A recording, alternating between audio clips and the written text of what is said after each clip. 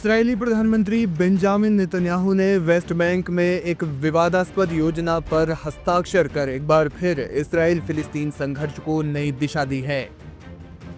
इस दस्तखत ने न सिर्फ सीज फायर के सवाल पर ग्रहण लगा दिया है, बल्कि गजा और फिलिस्तीन के अस्तित्व पर भी एक गंभीर सवालिया निशान लगा दिया है। दरअसल इसराइल के प्रधानमंत्री बेंजामिन नेतन्याहू ने वेस्ट बैंक में एक इसराइली बस्ती बसाने के प्रस्ताव को मंजूरी दी है और कहा जा रहा है कि जल्द ही इस पर काम भी शुरू हो जाएगा। इस योजना के तहत वेस्ट बैंक का भौगोलिक विभाजन हो सकता है, जिससे फिलिस्तीनी राज्य की संभावनाएं और ज्यादा कमजोर हो जाएंगी। नेतन्याहू ने माले अदुमिम बस्ती में आयोजित एक समारोह में कहा, हमने वादा किया था कि कोई फिलिस्तीनी राष्ट्र नहीं बनेगा और ऐसा होगा ही नहीं। ये भूमि इसराइलियों की है। हम अपनी विरासत और अपनी भूमि की रक्षा करेंगे। ये क्षेत्र हमारा है और हम इसे किसी के साथ साझा नहीं करेंगे। उनके इस बयान ने अंतर्राष्ट्रीय समुदाय में तीखी प्रतिक्रियाओं को उकसाया है, क्योंकि संयुक्त राष्ट्र और अधिकांश देश टू स्टेट सॉल्यूशन को मिडिल ईस्ट में शांति का आधार मानते हैं। बेंजामिन नेतन्याहू ने वेस्ट बैंक के पूर्वी हिस्से में यरूशलेम के निकट 3400 से ज्यादा नई आवासीय इकाइयों के निर्माण की अनुमति दी है। ये क्षेत्र रणनीतिक रूप से महत्वपूर्ण है, क्योंकि रामल्ला जो वेस्ट बैंक के उत्तर में स्थित है और बेथलेहम जो दक्षिणी हिस्से में वेस्ट बैंक स्थित है, वो इस बस्ती के बनने के बाद दोनों इलाकों के बीच अंतिम प्रमुख भौगोलिक संपर्क को काट देगा। नतीजतन वेस्ट बैंक दो अलग अलग हिस्सों में बढ़ जाएगा, जिससे फिलिस्तीनी राज्य की क्षेत्रीय निरंतरता नष्ट हो जाएगी।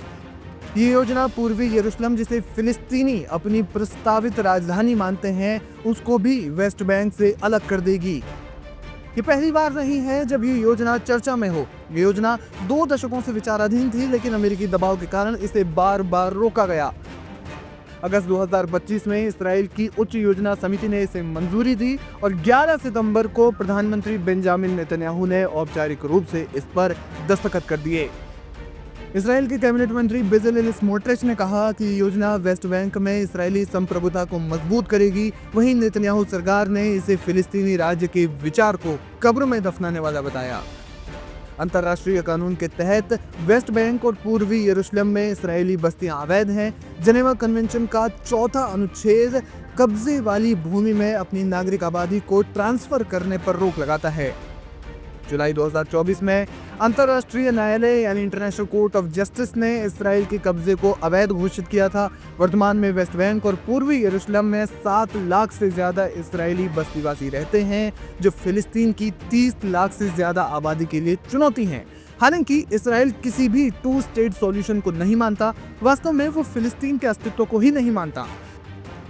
जानकार मानते हैं कि इसराइल का बस्ती बसाने वाला ये कदम इसराइल को अंतर्राष्ट्रीय स्तर पर और अलग थलग कर सकता है, खासकर जब कई देश फिलिस्तीनी राज्य को मान्यता देने की ओर बढ़ रहे हैं। गजा युद्ध और वेस्ट बैंक में तनाव क्षेत्रीय स्थिरता को बढ़ा सकते हैं। एक्सपर्ट्स कहते हैं कि अगर दुनिया की महाशक्तियों ने अब कोई एक्शन नहीं लिया तो बाद में बहुत देर हो जाएगी।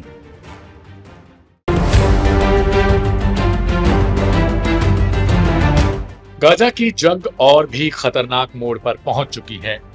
मंगलवार तड़के हमास ने इस्राएली सेना पर बड़ा हमला किया। दावा है कि हमास के लड़ाकों ने गाजा सिटी के पास एक मेरकावा टैंक के अंदर ग्रेनेड फेंक दिया। धमाका इतना भीषण हुआ कि टैंक में मौजूद 4 इस्राएली सैनिक मौके पर ही मारे गए। इसका विजुअल बेहद भयानक और डरावना है, जो शायद इसराइल के लिए इस वक्त सबसे ज्यादा चौंकाने वाला होगा।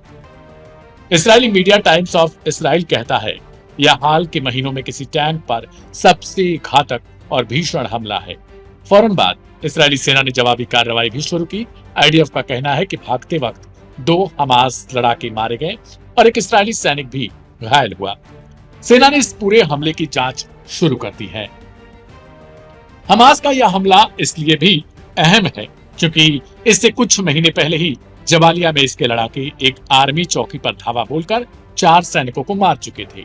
उस वक्त भी इस घटना ने इसराइल की सुरक्षा व्यवस्था पर गंभीर सवाल खड़े किए थे। खुद प्रधानमंत्री नेतन्याहू इस हमलों को लेकर चिंतित हो गए थे। प्रधानमंत्री बेंजामिन नेतन्याहू ने हमले के चंद मिनट बाद ही गाजा सिटी को लेकर एक नई चेतावनी जारी कर दी। उन्होंने गाजा के रहने वाले नागरिकों से कहा, गाजा सिटी छोड़ दो, वरना नतीजों को भुगतने के लिए तैयार रहो। नेतन्याहू ने अपने संबोधन में कहा कि इसराइल अब गाजा सिटी पर पूरी तरीके से कब्जा करने की तैयारी में है। उधर इसराइली सेना IDF का दावा है कि गाजा सिटी में पिछले दिनों एयर स्ट्राइक कर 50 से ज्यादा ऊंची इमारतें ध्वस्त की गई हैं। सेना का आरोप है कि इन टावरों का इस्तेमाल हमास निगरानी और हथियारों के भंडारण के लिए करता था। एक टावर तो सुरंग नेटवर्क के ऊपर बनाया गया था, जो सीधे हमास के ऑपरेशन हब तक जाता था। IDF का कहना है कि स्ट्राइक से पहले नागरिकों को निकालने की चेतावनी दी गई थी ताकि आम लोगों को बचाया जा सके, लेकिन जमीन पर हालात कुछ और ही तस्वीर दिखा रहे हैं। हजारों लोग अब गाजा सिटी से पलायन कर रहे हैं। गाजा सिटी में हालात बेहद तनावपूर्ण हैं। बमबारी के बीच लोगों का पलायन जारी है और दूसरी ओर इस्राएली सैनिक ग्राउंड ऑपरेशन की तैयारी कर रहे हैं। टाइम्स ऑफ इसराइल की रिपोर्ट बताती है अब अगले कुछ दिनों में सेना गाजा सिटी में जमीनी घुसपैठ शुरू कर सकती है। हमास और इसराइल की इस टकराहट ने जंग को और भी खतरनाक बना दिया है। टैंक पर हमला, हवाई बमबारी और अब जमीनी ऑपरेशन की तैयारी। गाजा की धरती आने वाले दिनों में अब और खून खराबा देख सकती है, क्योंकि सीज फायर के बीच में ही इसराइल ने कतर के दोहा में अटैक करके उस मामले को भी अब संदेहास्पद बना दिया है। अब देखना दिलचस्प हो जाएगा कि आने वाले समय में गाजा आखिरकार किस तरीके से अपने आप को बचाता है।